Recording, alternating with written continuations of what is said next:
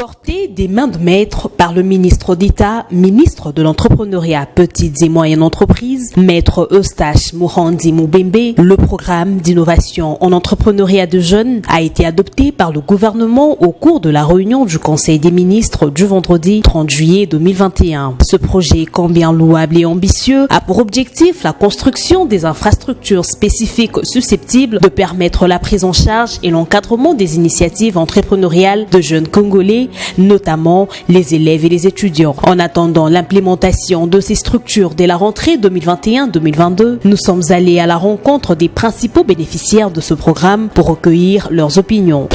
C'est un bon projet parce que d'abord, beaucoup d'élèves, quand ils finissent les études, ils savent pas quoi faire. Beaucoup courent derrière les emplois pour chercher, mais avec ces projets, beaucoup auront la facilité de créer des entreprises pour avoir leur propre monnaie au lieu de chercher d'autre part. Bon, en tant qu'élève, moi je pense que c'est une bonne idée. Ils peuvent appliquer ça, ils peuvent commencer l'année prochaine, c'est pas mal. Je dirais au gouvernement de créer, que ces projets puissent être une réalité pour ne pas avoir beaucoup de chômeurs et des koulounas, pour ne pas avoir des antivaleurs au pays. Après le niveau primaire et secondaire, nous avons approché les étudiants et le corps professoral pour avoir leur point de vue par rapport à ce programme initié par le ministère de l'entrepreneuriat. C'est d'abord un problème de vision. Donc plusieurs jeunes Congolais n'ont pas ce souci de créer, de devenir entrepreneurs ou de se lancer dans l'entrepreneuriat. Donc nous avions été formatés dans le système donc après tes études, tu seras quelque part, tu vas commencer à travailler dans un bureau, dans une entreprise. Or que nous devrions normalement, dès le bas âge, donc depuis l'école primaire, apprendre comment entreprendre. Il n'y a aucun pays qui peut se développer sans pour autant tenir compte de l'entrepreneuriat.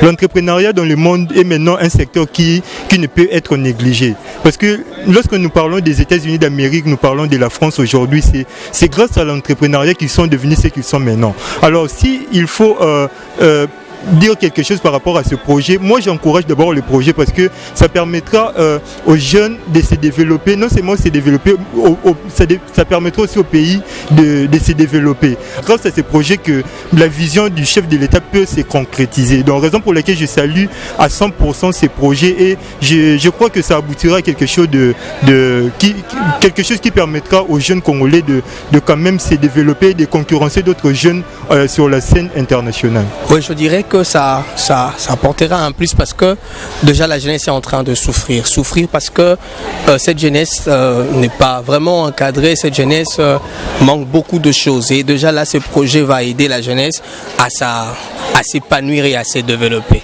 À l'issue de ce contact au direct avec les jeunes pour percevoir et comprendre ce qu'ils pensent du programme Prodige, nos interlocuteurs se sont directement adressés au numéro 1 de l'entrepreneuriat pour lui faire part de leurs différentes préoccupations. Le ministre Eustache, il a une vision très lointaine et très éclairée de la situation de notre jeunesse actuelle.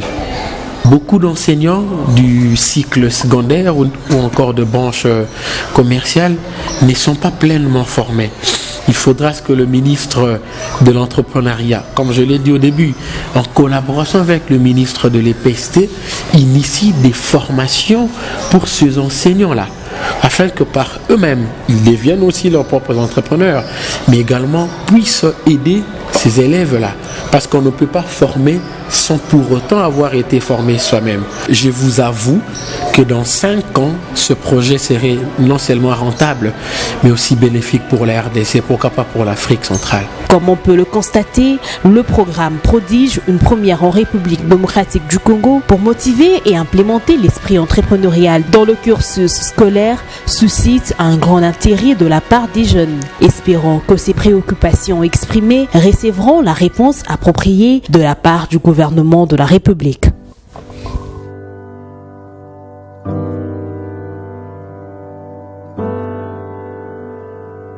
En marge de la clôture de 3 matinées d'information et de sensibilisation à l'intention de PMEA à potentiel de croissance organisées par l'Office de promotion des petites et moyennes entreprises congolaises, OPEC, les assises qui s'inscrivaient dans le cadre de la mise à niveau des PME congolaises en vue de les rendre compétitives en termes de qualité, de prix et d'innovation pour qu'elles maîtrisent l'évolution des techniques du marché sur le plan local, national et international. Par son mot de clôture, clôture, le ministre d'État, ministre de l'Entrepreneuriat, Petites et Moyennes Entreprises, Maître Eustache Muhanzi Moubembe, représenté par son directeur de cabinet, Justin Magala, a exprimé sa satisfaction sur l'initiative de l'OPEC et a invité chacun des acteurs à redoubler d'efforts pour être présent sur le marché en vue de faire du climat des affaires en RDC l'un des plus compétitifs au monde. Les taux de chômage étant considérables, il faut donc susciter l'esprit entrepreneurial chez les Congolais pour l'émergence d'une classe moyenne. Mon ministère en a fait un de ses challenges majeurs.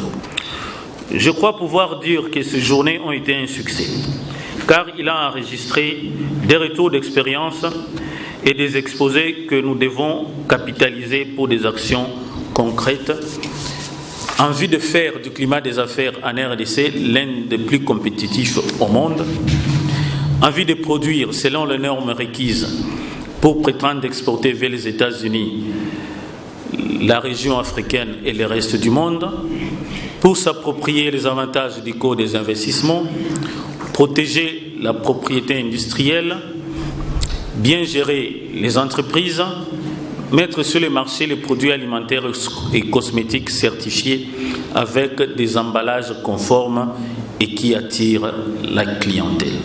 En invitant chacun des acteurs à redoubler d'efforts pour l'atteinte de cet objectif fixé par les chefs de l'État, je déclare ainsi closes les journées d'information et de sensibilisation en faveur des PME, PMI à potentiel croissance. Signalons que plusieurs intervenants ont animé les 3 journées d'une manière magistrale, notamment les experts de l'ANAPI, de l'OCC, secrétariat général de l'industrie et le docteur ambassadeur chargé de la GOA qui ont fourni quelques modules d'information, notamment comment tirer profit des accords de la GOA, les codes des investissements, entrepreneuriat et bonne gouvernance, comment présenter sa structure des prix, présentation des impôts et taxes, évaluation de conformité, certification des démarches qualité, l'étiquetage des denrées alimentaires préemballées ainsi que la propriété industrielle. Bien avant la clôture de 3 matinées de sensibilisation et d'information, les PME à potentiel de croissance ont donné leur avis sur la matière suivie durant ces 3 jours et ont aussi émis le vœu de voir le gouvernement à travers le ministère d'État de l'Entrepreneuriat, Petites et Moyennes Entreprises, de les accompagner dans des secteurs tels que la zone économique spéciale. Beaucoup de PME font de pertes ou travail à perte parce qu'effectivement il y a certains de ces éléments-là qui sont mis. Nous avons émis le vœu de voir la zone économique spéciale de Maluku commencer. Pour nous les PME de Kinshasa, c'est une grande opportunité parce que d'un point de vue infrastructure, nous ne savons pas où nous caser. Nous avons appris beaucoup de choses, mais ce qui m'a le plus préoccupé, ce que j'ai retenu, c'est sur les structures des prix. Alors nous, en tant que PME, dans l'industrie de fabrication, nous sommes butés devant beaucoup de problèmes, surtout sur les prix sur le marché. Le prix de base pour la fabrication, il y a augmentation du jour au jour. Alors c'est ce qui nous fait des problèmes et nous demandons au gouvernement s'ils peuvent résoudre un peu ces problèmes-là des prix. Parce que ce n'est pas à chaque fois que nous allons commencer à présenter une structure de prix tous les jours. On est entrepreneur, mais on le devient par le renforcement des capacités des experts qui sont nos coachs, qui ajoutent encore un plus par rapport à ce que nous avions. Et cet ajout fait de nous des personnes capables de rendre un bon service à notre nation. Et maintenant que nous avons l'information, nous savons où aller, quoi demander, quoi chercher pour que nous ayons réellement l'essentiel de ce que nous avons besoin pour que notre travail aille aussi de l'avant. Nous, en tant qu'entrepreneurs, nous demandons au gouvernement vraiment un appui. Nous ne voulons pas que ça s'arrête dans les textes, dans les paroles, mais nous voulons vraiment la concrétisation de tout ce qu'ils nous ont dit. J'ignorais un peu que dans notre secteur, c'était même ma préoccupation, que dans notre secteur, si nous aussi, l'OCC s'intéressait à nous. Donc j'ai eu la satisfaction d'avoir cette réponse que non. Il y a des normes même au niveau de la mode qui se trouvent au niveau de l'OCC que j'ignorais et que tant d'autres aussi de mes collègues ignoraient. Donc désormais, par rapport à ces informations que j'ai eues, je serai obligé de me rapprocher encore plus davantage au niveau de l'OCC pour apprendre quelles sont les normes qui nous concernent.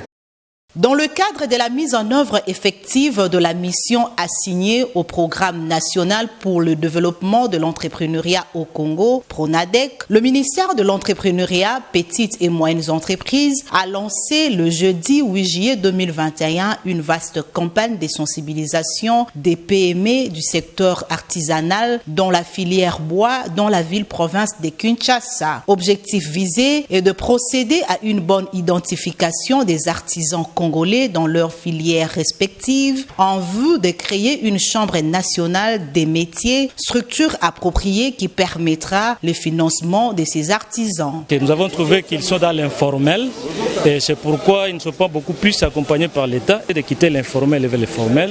L'artisanat de subsistance vers l'entrepreneuriat de croissance.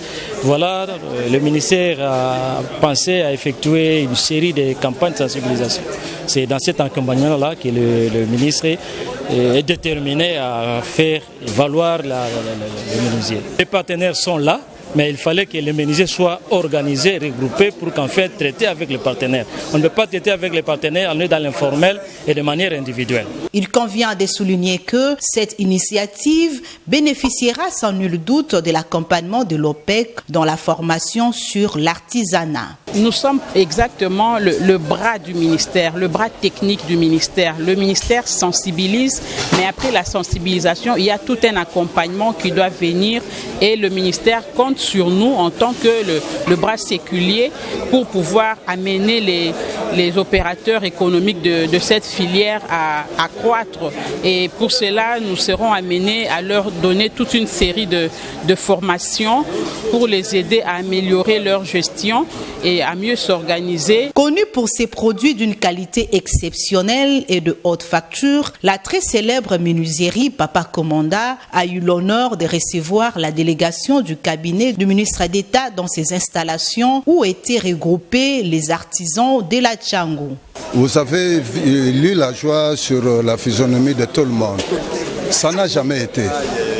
Un ministère comme celui de petites et moyennes entreprises, c'est lui notre parent qui descend au niveau de la Tchangou visiter ses membres. Moi je crois que c'est ce qu'on attendait des décennies durant. Donc vraiment c'est la joie. Rappelons que cette activité effectuée par les cabinets du ministère de l'entrepreneuriat s'inscrit dans la dynamique globale de la promotion rationnelle des PME congolaises sous le leadership du ministre d'État, Maître Eustache Muhanzi Mubembe.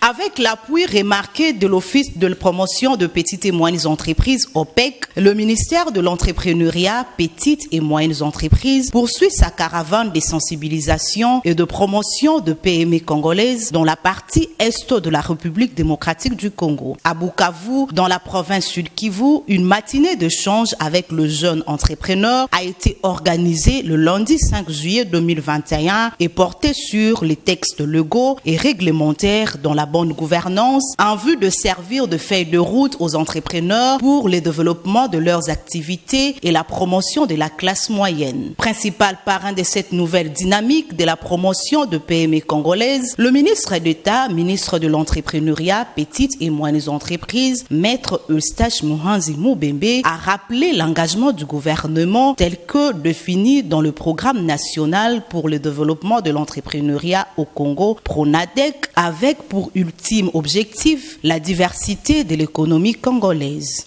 Pour réaliser cet engagement, le gouvernement a adopté en mai 2020 le programme national de développement de l'entrepreneuriat au Congo, PRONADEC, un outil par excellence d'implémentation de la stratégie d'appui à la création de PME compétitives et pérennes capables de diversifier l'économie et de réduire la dépendance de l'économie congolaise vis-à-vis du secteur minier. Le programme national pour le développement de l'entrepreneuriat PRONADEC marque une nouvelle ère dans le développement de l'entrepreneuriat et l'appui au secteur des PME, car il donne un espoir et contient des initiatives et des réformes courageuses pour notre économie. Abondant dans le même sens que le ministre d'État, l'exécutif provincial a exhorté les jeunes entrepreneurs de Bukavu à cultiver l'esprit entrepreneurial en profitant de toutes les potentialités que dispose la province du Sud Kivu. Par ailleurs, répondant aux différentes préoccupations des jeunes entrepreneurs, Ezekiel Bidoya, directeur général de l'OPEC, a explicité le bien fondé du Fonds de garantie pour l'entrepreneuriat au Congo, FOGEC, une des mesures phares du gouvernement qui constitue un soutien détail au développement de PME congolaises. Le gouvernement, dans le cadre de son programme national de développement de l'entrepreneuriat, vient de mettre en place un fonds de garantie à l'entrepreneuriat. Donc ce fonds de garantie aura également un volet de mise à disposition de fonds d'amorçage. Et ça va permettre que le fonds puisse participer au capital des entreprises de ces jeunes. Il s'y est de rappeler qu'au regard de toutes ces mesures de soutien et d'accompagnement mises en place par le gouvernement, les jeunes sont appelés à faire preuve d'imagination et d'innovation afin d'atteindre le stade de la transformation des produits locaux.